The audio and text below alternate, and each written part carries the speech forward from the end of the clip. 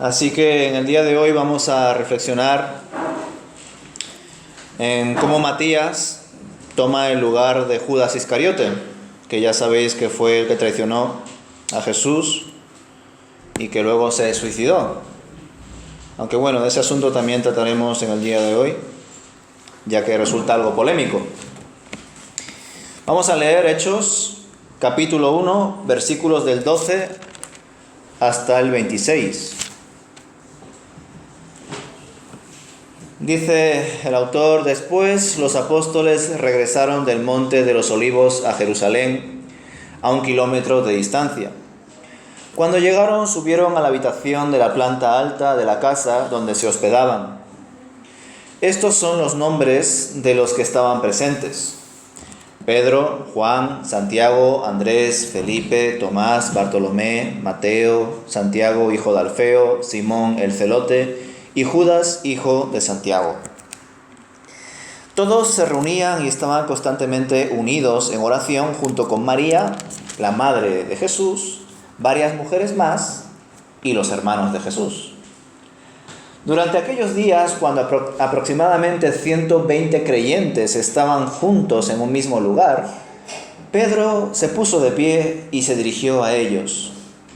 Les dijo: hermanos, las Escrituras tenían que cumplirse con respecto a Judas, quien guió a los que arrestaron a Jesús. Esto lo predijo hace mucho tiempo el Espíritu Santo, cuando habló por medio del rey David. Judas era uno de nosotros y participó con nosotros en el ministerio. Judas había comprado un campo con el dinero que recibió por su traición. Allí cayó de cabeza, se le reventó el cuerpo y se le derramaron los intestinos. La noticia de su muerte llegó a todos los habitantes de Jerusalén y ellos le pusieron a ese lugar el nombre arameo Acéldama, que significa campo de sangre. Esto estaba escrito en el libro de los Salmos, continuó Pedro, donde dice que su casa quede desolada y que nadie viva en ella. También dice que otro tome su lugar. Entonces ahora tenemos que elegir a alguien que tome el lugar de Judas entre los hombres que estaban con nosotros todo el tiempo mientras viajábamos con el Señor Jesús, desde el día en que Juan lo bautizó hasta el día en que fue tomado de entre nosotros. El que salga elegido se unirá a nosotros como testigo de la resurrección de Jesús. Así que propusieron a 2 hombres, a José, a quien llamaban Barsabás, también conocido como Justo, y a Matías. Después todos ellos oraron: oh Señor, tú conoces cada corazón. Muéstranos a cuál de estos hombres has elegido como apóstol para que tome el lugar de Judas en este ministerio. Porque él nos ha abandonado y se ha ido al lugar que le corresponde. Entonces se echaron suertes y Matías fue elegido para ser apóstol con los otros 11. Hasta aquí concluimos con el capítulo 1 del libro de los Hechos. Y vemos que los discípulos obedecieron a Jesús, volvieron a Jerusalén, tal y como el Señor se los exigió, para esperar el cumplimiento de la promesa del Padre, el Espíritu Santo. Al llegar a Jerusalén, fueron a la parte de arriba de la casa, donde se estaban hospedando. Y llegados a este punto, versículo 13, el autor del libro le parece oportuno recordar los nombres de los 11 apóstoles de Jesús, para introducir el tema de esta sección: elegir un 12º apóstol que sustituya a Judas Iscariote. Lucas también observa positivo mencionar que el sentir de los discípulos de Jesús era de comunión y unidad entre ellos y el Señor, por supuesto a través de la oración, esperando la voluntad de Dios. Junto con esto, muestra el autor de este libro que las mujeres estaban también allí, junto con los apóstoles, destacando la presencia de la familia de Jesús, tanto de su madre María o Miriam, como de sus hermanos, los cuales no eran primos ni hermanastros, como afirma la Iglesia Católica, eran hermanos de Jesús. Pues aunque el nacimiento de Jesús fue un milagro, fue un nacimiento virginal, entendemos que María y José estaban casados y que el sexo dentro del matrimonio es bueno y que por supuesto José y María tendrían relaciones y tendrían más hijos. No niegan en absoluto el milagro del nacimiento de Jesús, aunque para la Iglesia Católica sí lo hace y por eso lo niegan. Vemos, hermanos, que en un momento determinado Pedro se levanta y habla a todos los discípulos. Entendemos guiado por el Espíritu, de algún modo. Y les menciona todo lo predicho acerca de Judas en las Escrituras y también su destino fatídico.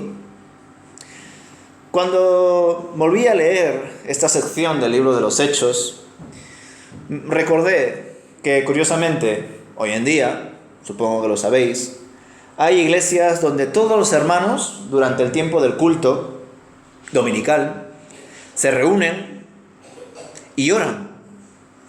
Oran hasta que uno de ellos entiende que recibe la palabra de Dios y habla al resto de la comunidad. ¿Será quizá esto una práctica adecuada?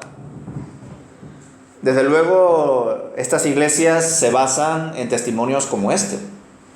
No sé qué pensáis al respecto, pero hay iglesias que son así. Imaginaos que nadie se prepare ningún estudio bíblico, ninguna predicación. Ni el pastor, ni los diáconos, ni nadie.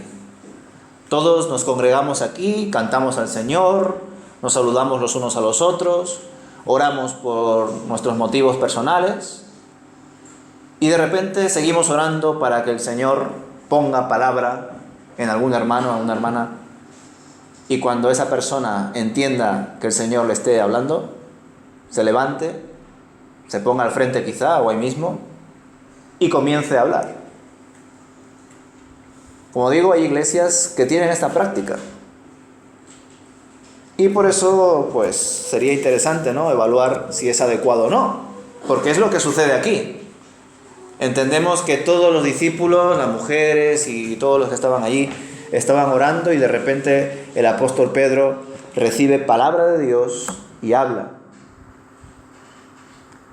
Ahora bien, el problema surge cuando se levantan 2 o 3. No solamente porque entre ellos interrumpen, sino porque, como os he dicho antes en el estudio bíblico, si nos reunimos todos para tomar decisiones como iglesia y entendemos que los que nos reunimos somos creyentes, hijos de Dios, discípulos de Cristo y que tenemos el Espíritu en nosotros y que el Espíritu no miente, no podemos afirmar que el Espíritu le diga a una parte de la iglesia di que sí y a otra parte di que no. Del mismo modo, aunque nos parezca un poco raro, lejano y hasta incluso desordenado, ¿cómo que nadie se prepare un mensaje? ¿Cómo que vengamos aquí y nos pongamos a orar y el que se levante pues que diga algo? Bueno, por supuesto las Escrituras no están enseñando eso. Solamente aquí vemos un caso donde se experimenta pues este caso, donde Pedro se levanta y tiene palabra de Dios. Pero claro, imaginaos una iglesia hoy en día donde se levanten 2 o 3 diciendo yo tengo palabra de Dios. No creo que Dios les haya dado palabra a 2 o 3 para que entre ellos interrumpan. Si es que ha dado palabra, se lo habrá dado a uno. Desgraciadamente, iglesias que tienen estas prácticas, pues entre ellas tienen discusiones, no solamente en su propia organización, sino dentro, ¿no?, a nivel local. Y por supuesto, al igual que existen pastores, predicadores que vienen diciendo a mí el Señor me ha dicho esto, y os lo digo, y tenéis que creerlo porque lo digo yo y soy el pastor, tal. Pues también existen pues estos hermanos o personas que se levantan diciendo a mí el Señor me ha dicho y tenéis que escucharme. Ya, pero es que al otro también se lo ha dicho y se lo ha dicho justo al mismo momento.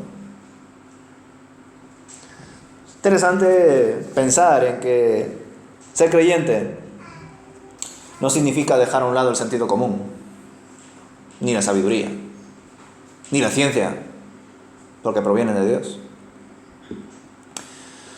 Quería comentarlo porque, como digo, hoy en día todavía hay iglesias que practican esto, y me pareció interesante cuando lo vi en Pedro. Pero vamos a ver cosas también más polémicas, muchas más polémicas. Porque por un lado vamos a tratar el asunto de la muerte de Judas, cómo murió Judas de verdad, y por otro, esta curiosa acción que tuvieron los discípulos de echar suertes para elegir al sucesor de Judas. Respecto al caso de Judas, todos sabemos que Judas Iscariote se suicidó tras ver las grandes consecuencias de su acción de traicionar a Jesús. Y este acto no lo hizo por arrepentimiento genuino, sino más bien por remordimiento, que no es lo mismo. El arrepentimiento es un cambio de mentalidad, donde Dios opera, donde Dios trabaja en nuestro corazón. El remordimiento es un sentimiento de culpa, en el cual no estamos plenamente convencidos de ello, pero debido a lo que observamos, a la educación que hemos recibido, la tradición, de algún modo se nos enseña que eso que hemos hecho está mal. Y como se me ha enseñado eso, y por otro lado yo quiero otras cosas, tengo esa disonancia, pues paso entre luchas y luchas de... Me han enseñado que esto no debo hacerlo, pero es que me gusta. Lo hago, en ese mismo momento me gusta, pero luego me siento mal porque me han enseñado que eso está mal. Pero luego lo vuelvo a hacer, porque me encanta. Eso es remordimiento. El arrepentimiento es cuando tú cambias en tu corazón, en tu mentalidad, acerca de esa acción. Reflexionas. No solamente porque hayas sido formado al respecto, sino porque verdaderamente tienes la convicción de que eso está mal. Y vas a hacer todo lo posible por no volverlo a hacer nunca más. Y si estás a punto de hacerlo, o incluso llegas a caer en ello, lo aborreces. No quieres hacer eso. Y volverás a intentar no hacerlo. Y si vuelves a caer, pedirás ayuda. Dejarás a un lado la vergüenza, el orgullo, lo que sea, y pedirás ayuda a familiares, amigos, a un profesional, a un pastor, a un psicólogo, en la iglesia. Harás todo lo posible porque te das cuenta de que tú mismo no puedes. Pero en el caso de Judas, él no se arrepintió. Él solamente tuvo un sentimiento de culpa y se ahorcó, según el Evangelio de Mateo. Pues es cierto, parece ser que sobre la muerte de Judas solamente tenemos el testimonio principal de Mateo y de Hechos. Y como estos detalles que mencionan tanto Mateo como Hechos son un tanto distintos, varios cristianos ven ciertas contradicciones a la hora de comparar ambos testimonios. Mateo, como he dicho, nos narra que Judas se ahorcó, pero que antes de hacerlo devolvió las 30 monedas de plata a los principales sacerdotes y ancianos. Ellos decidieron comprar el campo del alfarero para que se sepulten allí a los extranjeros. Dicho campo fue llamado Campo de Sangre. Sin embargo, según el testimonio de Hechos, Judas cayó en un campo adquirido por él y su cuerpo se reventó tras la caída, quizá sobre rocas o lo que sea. Por tanto, ¿qué relato es el correcto? ¿El de Mateo o el de Hechos? ¿Son compatibles? ¿Se complementan? ¿Quién compró el terreno al final? Respecto a la muerte de Judas, no resulta tan difícil armonizar ambos relatos. Judas pudo perfectamente ahorcarse en el campo del alfarero y morir así, en una rama de un árbol, y tras su muerte, su cuerpo, por la necrosis, comenzó a hincharse y descomponerse. Por ello, la cuerda o la rama del árbol, pues quizás se rompió, y su cuerpo cayó reventándose en el terreno del campo del alfarero. Además, llama la atención que estos aspectos de la hinchazón del cuerpo y de que al caer se reviente en el suelo sea mencionado por Hechos y no por Mateo. Porque recordad que el autor del libro de los Hechos es Lucas, y Lucas era médico. Respecto a quién pagó por el campo, aquí hay dos posibles maneras de cotejar los hechos. Por un lado, algunos consideran que a Judas, pues como se le prometió, ¿verdad?, con antelación, que se le iba a pagar por traicionar a Jesús, esas 30 piezas de plata, en algún momento, quizá durante los días previos a su traición a Jesús, Judas hizo los arreglos para la compra de un terreno, aunque todavía no le habían transferido el dinero. Después de haber realizado el acto de traicionar a Jesús, se le pagó a Judas. Pero luego él, al darse cuenta de que no solamente iban a castigar a Jesús, sino de que lo iban a crucificar como un malhechor, regresó el dinero a los sumos sacerdotes y ancianos por el remordimiento. Los sacerdotes, quienes consideraban esas monedas de plata como dinero de sangre, dinero impuro que no se podía dejar en las ofrendas del templo, completaron esa transacción que comenzó Judas y compraron ese campo. Esa es una opción. La otra, que cuando Judas arrojó las 30 piezas de plata, tras darse cuenta de las consecuencias de su traición, el remordimiento, ya lo sabéis, los sacerdotes y ancianos tomaron el dinero y lo utilizaron para comprar el campo del alfarero. Judas pudo no haber adquirido el campo personalmente, pero como proporcionó el dinero para ello, podría decirse que él, de algún modo, es el comprador, aunque no lo haya comprado. Esa es la otra opción en la que de algún modo se encuentra esa armonía entre lo que nos cuenta Mateo y lo que nos cuenta Hechos. Respecto a la acción de echar suertes, algunos cristianos consideran un error la decisión que tuvieron los 11 apóstoles de echar suertes para saber quién sería el que sustituya a Judas. Según ellos, no debían escoger entre Matías y Justo, y mucho menos echarlo a suertes. Las personas que piensan de esta manera argumentan que los 11 cometieron este error porque no tenían en ese momento todavía al Espíritu Santo dentro de ellos. No sé si esto alguna vez lo habéis pensado o lo habéis escuchado. Y que desde luego el apóstol que debía suceder a Judas debía ser el apóstol Pablo. Antes de continuar con esto, una pregunta. ¿Por qué algunos israelitas echaban suertes? ¿Esto fue algo que se inventaron los apóstoles en ese momento o ya existía? Pues parece ser, hermanos, que la práctica de echar las suertes se menciona 70 veces en el Antiguo Testamento y 7 veces en el Nuevo Testamento. Al menos así lo he visto en un artículo.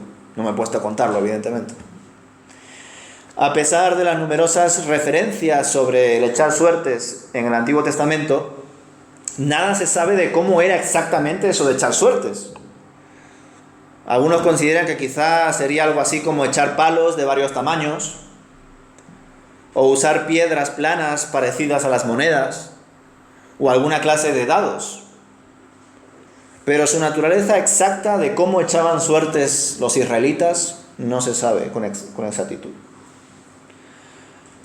Ahora bien, se sabe que Dios permitió que los israelitas echaran suertes para determinar su voluntad en situaciones específicas. Por ejemplo, en Josué capítulo 18, en 1 de Crónicas capítulo 24. También respecto a diferentes oficios y funciones en el templo, se determinaban echando suertes. En 1 de Crónicas capítulo 24, capítulo 25, 26. Dicho todo esto, en ninguna parte del Nuevo Testamento se instruye, se enseña que los cristianos deban usar este método de echar suertes para tomar una decisión. Y menos mal, ¿no? Imaginaos. ¿Por qué? Pues creo que porque entendemos que la palabra de Dios actualmente está totalmente revelada, es completa. Y que por supuesto nosotros tenemos al Espíritu Santo que nos guía. Y es cierto que en ese momento estos apóstoles todavía no tenían al Espíritu Santo. Es por eso que no hay motivo para usar estos juegos de azar para tomar decisiones. Es más, ya vimos que, por otro lado, los extranjeros, los gentiles, los romanos, echaron suertes respecto a la ropa de Jesús. Volviendo al tema de la elección de Matías como tal. Ciertos eruditos entienden que Pablo no debía ser el 12º apóstol por cuanto no cumplía el requisito de ser testigo ocular ni tampoco oyente de las enseñanzas de Jesús desde el bautismo de Juan. Versículos 21 a 22. Además hay que tener en cuenta que estos 12, incluyendo ya a Matías, tuvieron un ministerio de testimonio a toda la nación judía y recibieron unánimemente al Espíritu Santo. Desde luego, el próximo viernes y domingo reflexionaremos en el evento famoso de Pentecostés y luego lo que continúa. Y ahí podemos comprobar que si se diese el caso, la posibilidad, en que estos 11 apóstoles fueron impulsivos, no supieron esperar a que la promesa del Padre se cumpla, que era la venida del Espíritu Santo. Y por eso pensaron, pues ¿qué hacemos? Oye, pues mira, éramos 12 y ahora somos 11 porque Judas se ha suicidado. Vamos a poner a alguien en su lugar. Ellos no lo hicieron así, como por hacer algo. Debemos recordar que cuando Pedro recibió palabra de Dios, primero lo hizo estando él en oración y también los 11. Segundo, cuando él comparte la palabra de Dios con sus compañeros, cita constantemente las escrituras del Antiguo Testamento, a David, los Salmos, guiado desde luego por el Espíritu Santo, mostrando el destino de Judas. Y luego cuando ellos toman las decisiones, no hubo discusiones. Pedro propuso esta idea porque estaba guiado por el Espíritu y no se levantó Mateo diciendo, pues yo no estoy de acuerdo. Voto en contra. Y no apareció Bartolomé, voy a presentar una enmienda. No fue así. Estaban todos unánimes. Y cuando sucedió el acontecimiento de Pentecostés, que como he dicho lo veremos más adelante, el Espíritu Santo no fue y dijo, Matías, tú no, y se fue a por los demás. Las Escrituras nos enseñan que el Espíritu Santo bajó sobre todos. Y si por alguna razón hubiese sido un error lo que hicieron los 11, pues lo hubiésemos visto. El Espíritu Santo lo hubiese dejado bien claro para los apóstoles. Pero también, hermanos, y esto pasa porque así como endiosamos muchas veces a los predicadores, pastores y diáconos, cuando no deberíamos hacerlo, también de forma tradicional el cristianismo ha endiosado a los 12 apóstoles. Y con 12 me refiero a Matías, a Judas evidentemente lo quitamos de la ecuación. Apóstol significa mensajero, significa enviado, significa para nosotros un misionero. Y desde luego se deja caer en las expresiones del apóstol Pablo de que en los tiempos de Jesús existieron varios apóstoles, no solamente los 12. Porque apóstol, como he dicho, en griego, tiene ese peso de mensajero, enviado, misionero. Pero los 12 no solamente eran enviados, no solamente eran mensajeros, sino que eran testigos, oculares, oyentes de Jesús desde el principio. ¿Y cuál fue el principio? El bautismo de Juan el Bautista. Y la idea de mantener la unidad en 12 personas, como Jesús lo hizo, fue evidentemente por respeto a lo que Jesús hizo y porque era la voluntad de Dios. ¿Podrían haber sido 15? Sí. 9 también, pero fueron 12. Al igual que fueron 12 tribus de Israel y no fueron ni 14, ni 5, ni nada. 12.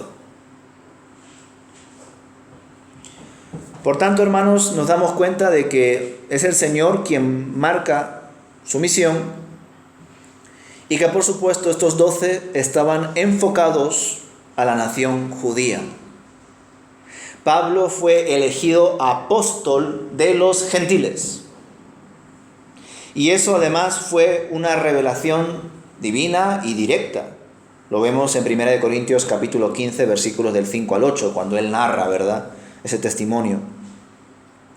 Y además, ese llamado personal de Pablo enviado a los gentiles, apóstol de los gentiles, sucede después del contundente rechazo del Evangelio de Cristo por parte de un buen número de israelitas.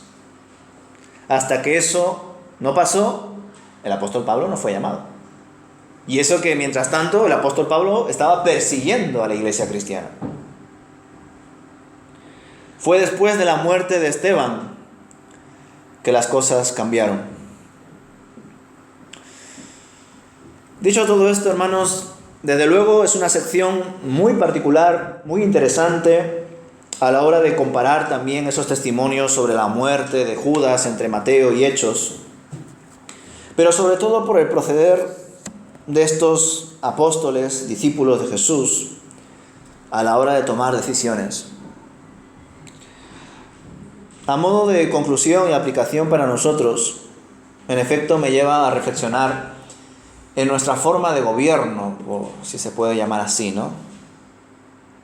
Hay iglesias que practican el gobierno congregacional, que toda la congregación, la asamblea, toma decisiones en conciencia y delante de Dios sobre cómo la iglesia debe actuar y caminar. Hay otras iglesias que se mueven bajo, digamos, un consejo de pastores, de presbíteros, que toman todas las decisiones que la iglesia debe, pues, tomar, y así gobiernan a la iglesia. O bajo la figura autoritaria de un obispo, de un papa. Bueno, ya que estamos, de la máxima representación de la iglesia, como pasa en el Reino Unido, ya que está fresca la noticia. Y desde luego, pues cuando reflexionamos en todos estos sistemas de gobierno en la iglesia o de organización en la iglesia, pues cada uno a su manera intenta justificar por qué funciona así. Por otro lado, estos sistemas de gobierno también tienen ciertas formas de proceder que son similares a los gobiernos, pues, políticos. Y todos ellos tienen sus ventajas y desventajas. Por supuesto, en pleno siglo XXI, el sistema político más aceptado es la democracia, el gobierno del pueblo, la decisión de la mayoría. Pero hay veces que la decisión de la mayoría no es la mejor decisión, ¿verdad? Porque la mayoría piense de una forma no significa exactamente que esa sea la mejor. Es por eso que cuando practicamos el gobierno congregacional en la iglesia y no somos, pues, por ejemplo, presbiterianos, que entendemos que solo el consejo toma las decisiones y el resto obedece, que si eso opina pero que no tiene voto,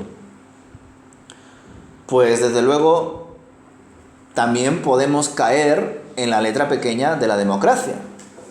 porque también la tiene. Personas que votan sin el uso correcto del conocimiento. Personas que toman decisiones en sus países por afinidades un poco dudosas. Yo voto esta idea, este partido, esta propuesta, porque toda mi familia lo hace. Yo voto a esta persona porque me cae bien, el otro no.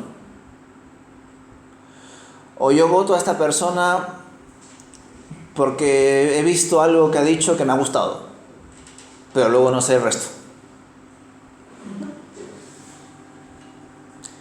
Desde luego la historia nos ha demostrado que cuando el gobierno ha estado sobre uno solo o sobre pocos, casi siempre ha sido un grave error. Autoritarismo, dictaduras, corrupción. Pero también es cierto que aunque la democracia es un sistema de gobierno muchísimo mejor, como dirían algunos, dentro de lo malo, lo más bueno, pues tiene su letra pequeña. Y es cuando todos los ciudadanos no se esfuerzan por conocer todo lo que está proponiendo el partido al que yo quiero votar. Cuando solamente votamos pues porque mis padres lo hacen, o porque me cae bien, o porque dijo esto una vez y me gustó, pero a saber si eso es lo que luego va a hacer. Pues estas realidades del mundo a veces también pueden ocurrir dentro de la iglesia. Hermanos que forman parte de la congregación, son miembros de la iglesia, pero que no tienen un conocimiento de la palabra de Dios, que no tienen una relación íntima con Dios, y por tanto, cuando votan, cuando opinan, votan mal y opinan mal. Y como lo hemos visto también en el estudio bíblico, no hay unanimidad en la iglesia porque quizá tratamos asuntos que no tienen que ver con la voluntad de Dios, con la misión de Dios. O quizá también, por otro lado, no hay unanimidad en la iglesia porque hay personas en la iglesia que no tienen al Espíritu de Dios en sus vidas. Porque cuando estamos todos conectados al Señor, el Señor en su infinito amor mantiene personas con libertad. Dios no quiere robots. Y por supuesto Dios odia a aquellos predicadores, pastores, que quieren lavar la cabeza a la gente para que piensen igual que Él, con manipulaciones y demás. Dios recibe con muchísimo amor la diversidad. Y aquel que es de Dios va a recibir con mucho amor la diversidad. Porque así nos ha creado Dios. Pero que en medio de esa diversidad todos estemos unidos en el Espíritu. Así de creativo es el Señor. Y también con sus toques de humor, como dije la otra vez. Por eso, hermanos, cuando queremos constituirnos como iglesia, debemos organizarnos. Somos creación de Dios. La iglesia es un organismo vivo, divino, pero también somos una organización humana. Debemos tomar decisiones, proyectos respecto a aspectos relacionados con la misión, el evangelismo, el testimonio en el barrio, la forma en la cual enseñamos a los niños, adolescentes, adultos, cómo nos congregamos, qué día, a qué horas, etcétera, etcétera, etcétera. Son decisiones humanas. Algunas pueden ser peores, otras mejores. Y ni qué decir el reto que supone cuando en nuestra iglesia hay pues un ambiente multicultural. Porque yo reconozco que cuando vienen muchas personas de fuera, especialmente de Estados Unidos o de Latinoamérica pasan de iglesias que son mucho más cercanas, que tienen muchísimas más actividades, a un lugar donde las iglesias se reúnen una vez a la semana, quizá dos, y todos estamos tan saturados, porque esto es Europa, que no tenemos mucho tiempo como para conversar entre todos y quedar, y como quizás se hace en otros lugares. No hay ese ambiente que parece haber en otros lugares. Pero aún así nosotros debemos esforzarnos por mantenernos unidos. De hecho, es una forma por la cual aquellos que se han visto muy arropados a nivel comunitario enfaticen su dimensión individual. Porque hay veces que estamos tan acompañados, tan arropados a nivel comunitario, que no nos paramos a pensar en nosotros, en cómo estamos, qué pensamos, qué creemos, cómo estamos creciendo.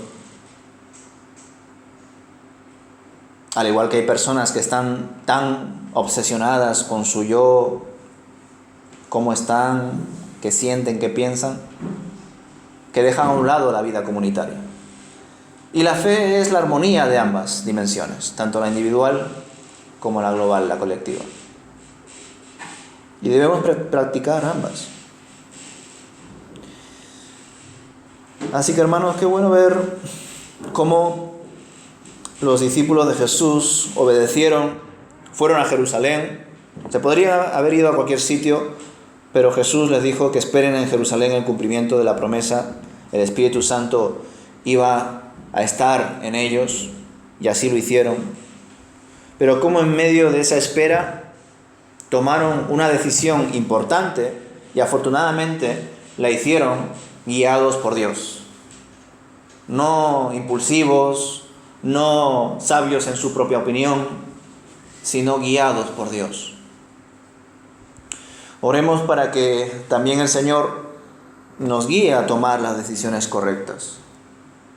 Por ejemplo, con el asunto de encontrar un local más accesible, más grande, para que los hermanos se puedan congregar y seguir adorando al Señor allá donde vayamos. Oremos por ello. Y en efecto, así como lo ha planteado Ricardo, oremos para que el Señor nos siga confirmando que esa es su voluntad. Porque nosotros podemos tomar decisiones, iniciativas, pero debemos confiar en que sean acciones inspiradas por Dios, sostenidas por Dios y ejecutadas por Dios. Porque si lo hacemos simplemente en nuestras fuerzas, en vano lo hacemos. Si lo hacemos simplemente para estar más cómodos, en vano lo hacemos. Porque si estamos haciendo esto, si queremos hacer esto, si entendemos que una prioridad para nuestra iglesia es encontrar un local más grande, más accesible, sin escaleras, pues que sea porque es la voluntad de Dios. Y todas las decisiones que tomamos, hermanos, que sean siempre por la voluntad de Dios. Y que cada individuo, cada miembro, cada persona que forma parte de esta iglesia se esfuerce para no caer en la letra pequeña de lo que significa el gobierno congregacional, la democracia en la iglesia.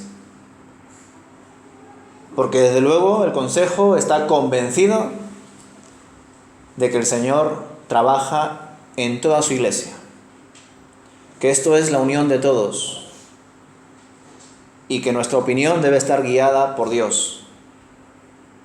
Pero eso implica que cada individuo de esta iglesia se esfuerce por estar bien conectado con Dios en palabra, en oración y en todas las disciplinas espirituales. Porque si no, cuando nos reunamos para tomar decisiones, aquí habrá gente, como lo hay en otras iglesias, que dirán, pues yo prefiero esto porque me parece mejor a mí. O yo prefiero a esta persona en este lugar, yo qué sé, en la alabanza, donde sea, porque me parece una persona más agradable para mí, o lo que sea. Al igual que hay gente pues, que vota a este presidente pues, porque tiene barba, o vota al otro porque es más guapo, o vota al otro, como he dicho antes, pues, por cosas absurdas. Si el mundo funciona así, si hay gente que opina y vota pues, por vanidad, por hacerlo, y desgraciadamente así se rompe el equilibrio de la opinión del pueblo, pues que eso no pase aquí. Porque nosotros estamos en el mundo, pero no somos del mundo. Nosotros somos personas guiadas por Dios y por tanto que sea Dios trabajando a través de nosotros. Que el Señor nos bendiga. Amén.